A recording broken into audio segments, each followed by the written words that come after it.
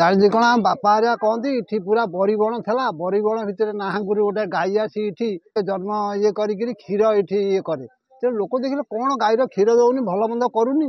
ତେଣୁ ସେଇ ଦୃଷ୍ଟିରୁ ସେମାନେ ଆସିକିରି ଗାଈକି ଅନୁତାପ କରିବା ଦ୍ୱାରା ଦେଖିଲା ଏଇ ଜାଗାଟାରେ ହଉଛି। ତେଣୁ ସେମାନେ ସେ ଜାଗାଟାକୁ ତାଡ଼ିବାରୁ କ୍ଷୀରସରଙ୍କ ଲିଙ୍ଗ ଟିକେ ବି ଅଧା ଭଙ୍ଗାରେ ରହିଯାଇଛି।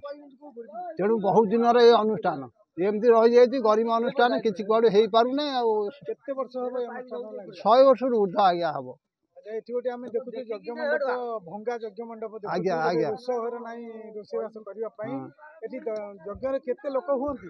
ମାନେ 1500 2000 ପାଖାପାଖି ଲୋକ ହୁଅନ୍ତି।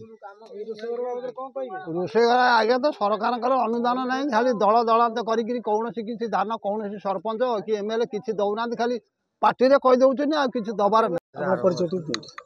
ଆଜ୍ଞା ଆମ ଘର ହେଉଛି ଡେରାକଣା। ମୁଁ ଏ ମନ୍ଦିରର ପୂଜକ। ମୁଁ ଆଜି 20-25 ବର୍ଷ ଦୀର୍ଘ ଧରିକି ଏଠି ପୂଜା କରୁଛି। ଏ ମନ୍ଦିର ନାଁ ହେଉଛି କ୍ଷୀରେଶ୍ୱର ମହାଦେବ।